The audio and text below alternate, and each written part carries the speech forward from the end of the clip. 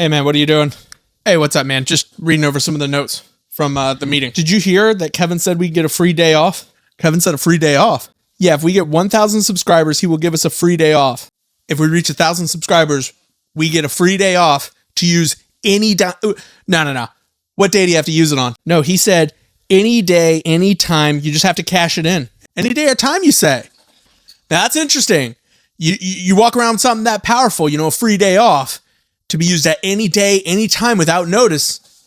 That's a very, I'm going to use it for the Switch 2 June 5th, bro. No brainer. You?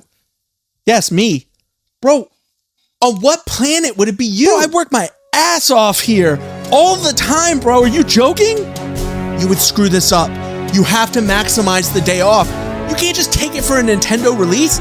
Listen, this is America. You need to focus on maximizing your days, bro. You take it on the back end with a holiday leading into the start of the week or off the back of the week. That way you have a 4-day weekend. You maximize the time. Why would you waste this amazing cash in and utilize it at the wrong time? You use a day off at the wrong time. It's not going to be worth anything. It'll just get blown up. I just requested off June 5th. Oh, come on.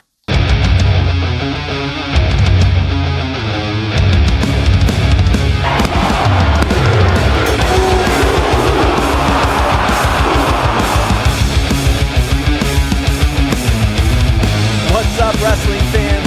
It's Money in the Bank season, and you know what that means. Some of the most intense, unpredictable moments in WWE history. But not every Money in the Bank cash-in ends with confetti and a new champion. In fact, there are some of these that fail to cash in and still have us scratching our heads. Let's start with John Cena, the first person to fail with the Money in the Bank contract. Cena was the guy in 2012 when he cashed in on CM Punk, but he couldn't get the job done. That's right.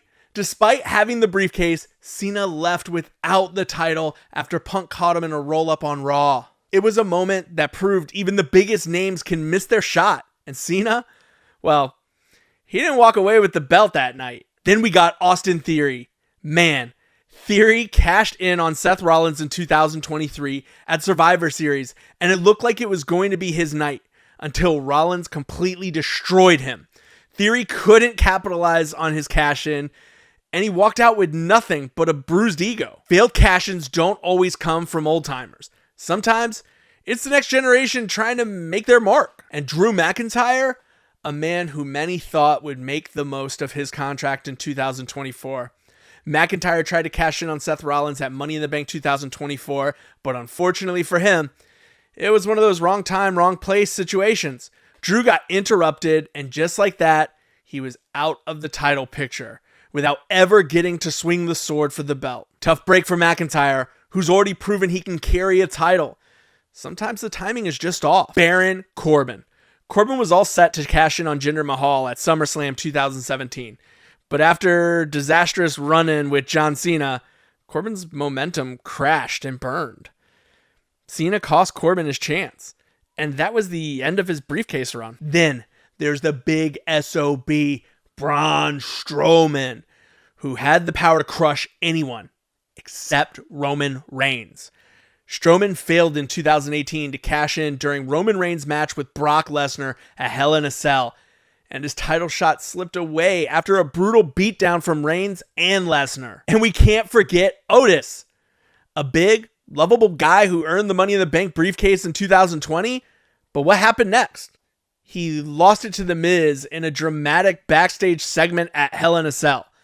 Miz walked away with the briefcase, and Otis was left wondering what could have been. Failed cash-ins can come in all shapes and sizes, whether it's poorly timed match, a surprise interference, or just plain bad luck.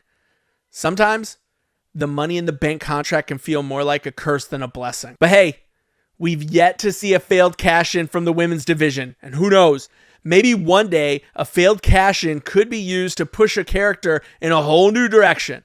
I mean, there's always room for some creative storytelling, right? Stay tuned for what's next. Make sure to hit that subscribe button, ring the bell for all the latest, and we'll see you next time on 1, 2, Ooh!